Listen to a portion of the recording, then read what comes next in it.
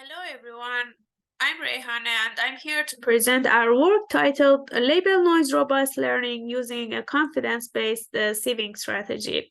This work was recently accepted at TMLR, and this is a joint work with my collaborators Reza, Daniel, and George.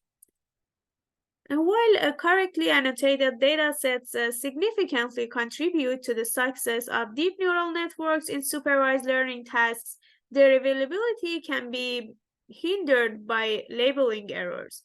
Errors may arise because of uncertainty, lack of expertise, or automation errors. On the other hand, previous studies have revealed a concerning trend. Deep neural networks often exhibit the tendency to memorize their training data. This phenomenon can be particularly problematic in settings with label noise. In a sense, when we train a deep neural network in presence of label noise, it ends up memorizing the noisy labels, leading to a decrease in model performance. Some previous efforts to tackle this problem have centered around learning the noise distribution, a challenging and relatively uncommon approach in practical settings.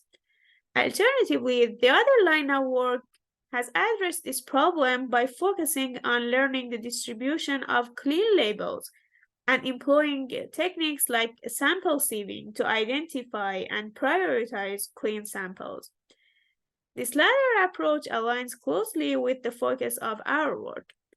Nonetheless, a major challenge in the sample sieving approach is establishing a robust sieving criterion capable of accurately distinguishing between clean and noisy labels.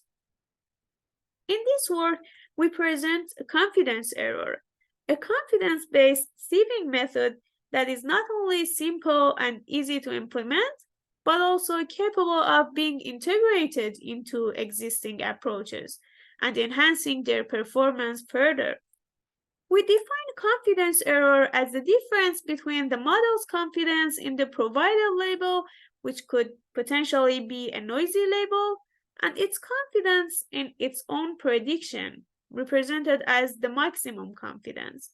So, the lower the confidence error, the higher the probability that the sample is clean. As shown in our 5-class toy example, subtracting the highest confidence, in this case confidence in label 5, from the confidence in the given label, which is label 2 here, gives us the confidence error. To demonstrate the effectiveness of the confidence error, we designed an experiment in which we trained a ResNet model on C400 dataset, introducing instance-dependent label noise to 40% of its labels. In simple terms, 40% label noise means that roughly 40 out of every 100 labels have been flipped to another label. As illustrated here, the distribution of clean and noisy labels progressively diverges from each other during the course of the training. For example, at epoch 200, if the confidence error for a sample is 0, it is much more likely that that sample has a clean label rather than a noisy one. In order to assess the confidence error metric, we undertook a theoretical analysis by calculating the probability of error associated with this metric. We considered two potential scenarios where confidence error could misclassify clean and noisy samples.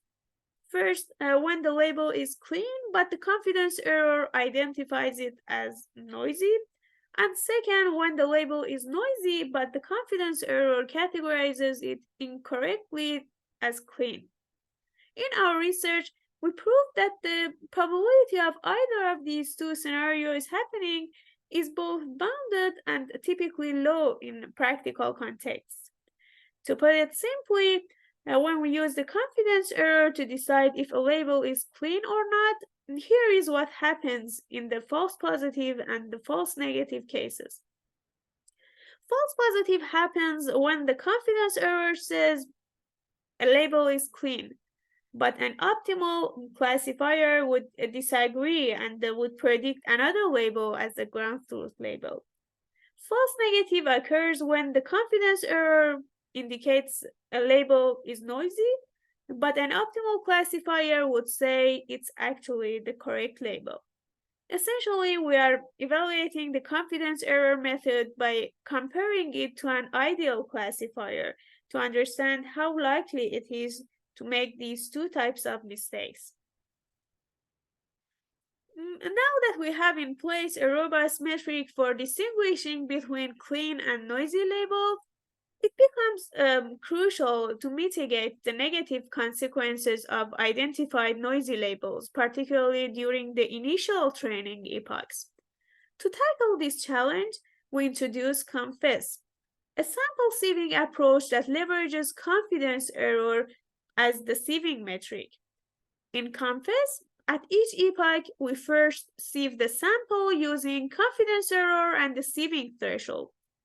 Then we construct a refined dataset by concatenating the identified clean samples and replacing the identified noisy samples with the duplication of the identified clean samples.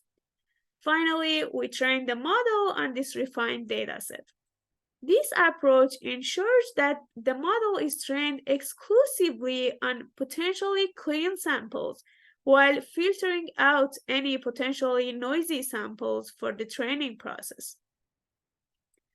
And to demonstrate the effectiveness of Confess in identifying noisy samples, we monitored the model on the noisy labels, clean labels, and predicted labels for all the samples.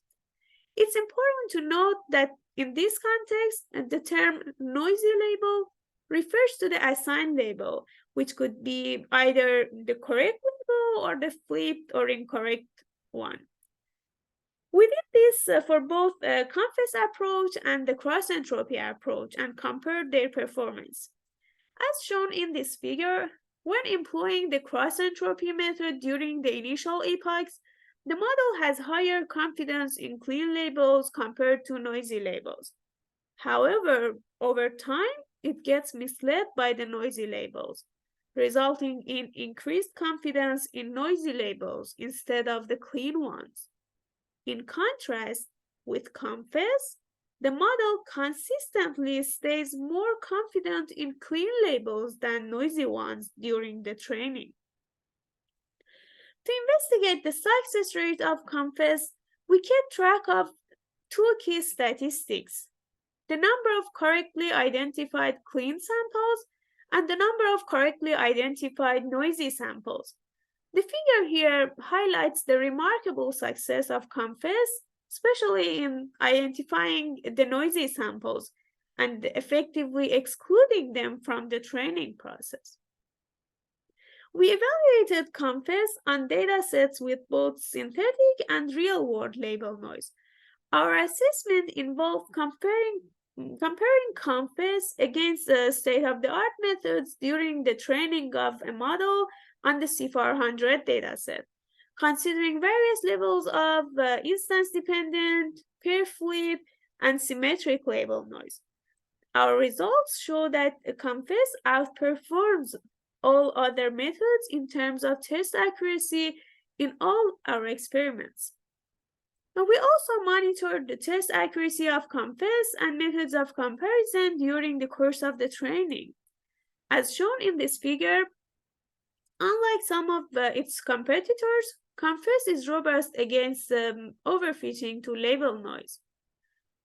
The two other datasets we assessed Confess on are CFAR10 with various types of label noise and the real-world clothing 1M dataset. The results once again confirm that Confess performs better in terms of test accuracy on these datasets as well. Confess not only outperforms prior approaches in dealing with label noise, but also can be integrated with them to further enhance their performance. We incorporated Confess into established algorithms like co-teaching and divide mix, substituting their traditional per sample loss metric with our proposed confidence error metric. The results show a 2 to 5% improvement in performance when these algorithms are employed to train models on C400 with 40% label noise of various types. To conclude, deep neural networks tend to memorize labels, including the noisy ones. To address this issue, we introduce confidence error, an effective sieving metric. Then we introduce confess, which employs confidence error to identify and filter out noisy samples during the training. Our experiments on synthetic and real-world data sets show the superior performance of confess and its potential to improve existing state-of-the-art methods when dealing with label noise. Thank you for your attention, and you can access the source code for this project through the following link. If you have any questions, please feel free to reach out to me.